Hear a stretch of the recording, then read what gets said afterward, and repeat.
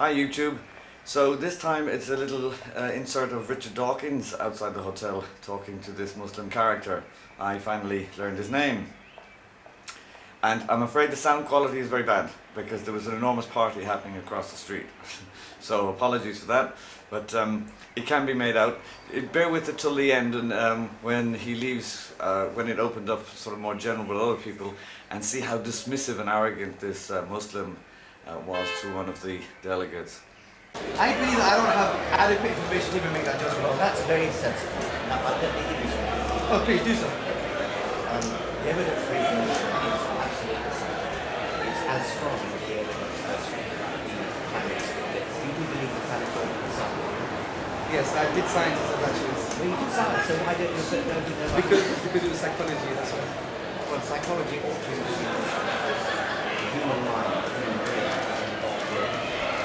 The evidence for evolution, although it happened a long time in the past, so you can't actually see it in most of the time. Nevertheless, I use the analogy of a detective coming on the scene of a crime. After the crime's been you can't actually see it happen. What you see is all the evidence of the clues or the fingerprints or the footprints or anything else. And that adds up massively, not more strongly than any court of law. I agree with this, but the only contention, like some religious philosophers, for example, not all religious people don't like science. Many religious people like science. For example, a lot of the science is derived from the Islamic history, as you know.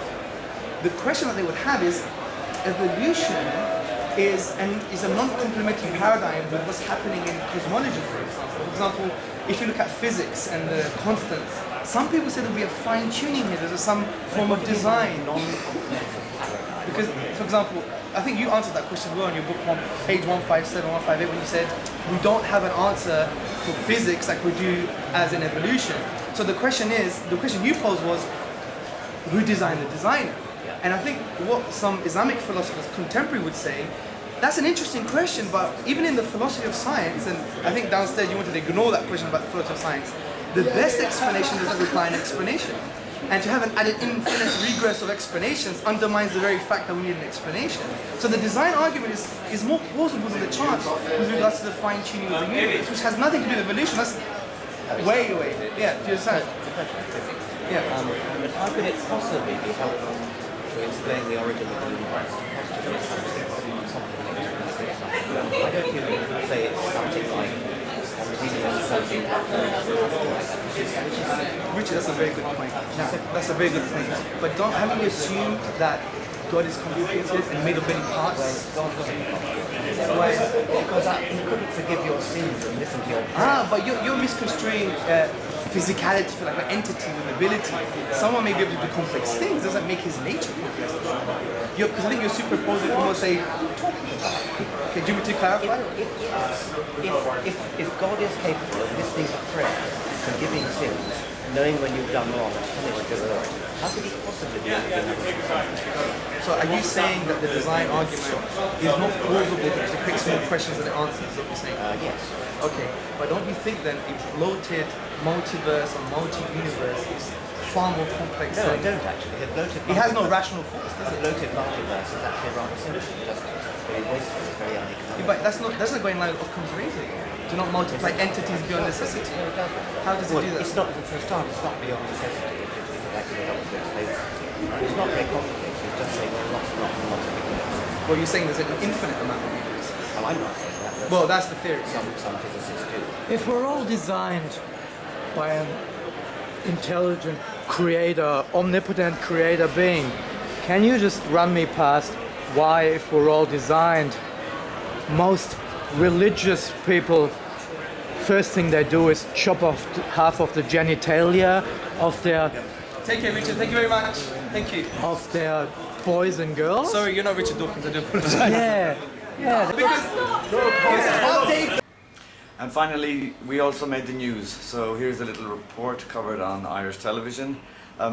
This may not seem extraordinary to you, but it's the first time ever in the history of Ireland and Irish broadcasting, I think, that it was even covered in the news. So certainly interesting for Irish people, or probably for anybody, but here it is. A world with no gods, superstitions, heavens or afterlives, all part of the values atheists hold dear, and all up for debate at the World Atheist Convention, which gets underway in Dublin this weekend. The sellout conference will hear from devout atheists and scientists.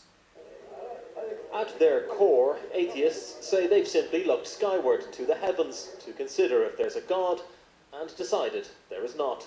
Once fact and science are weighed up and superstition dispensed with. The World Atheist Convention takes place in Dublin this weekend, and it's completely sold out.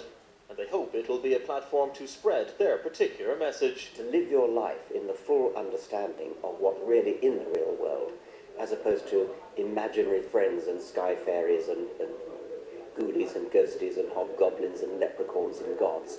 It's a much more fulfilling life. The atheist community say their set of values are about far more than being just, if you like, non-believers. It's about promoting systems of government not derived from any god, education systems that aren't forced to teach religion to pupils, and about equal rights for non-believers and believers.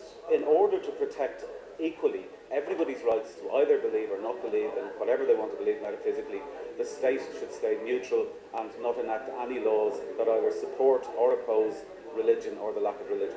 It just makes sense, argue some, if you take a cold, scientific look at world order. I don't think that any kind of religious belief, if you look around, has any kind of real answers to where do we come from, where are we going. I mean, not any answers that will, stand any kind of critical thinking and any kind of scientific thinking. It's a matter of personal opinion, they say, adding they're not out to convert anyone. And this week they'll launch a new international grouping, which they say will help bond atheists across the world ahead of next year's convention, wherever that may be. Ray Kennedy, RTE News, Dublin.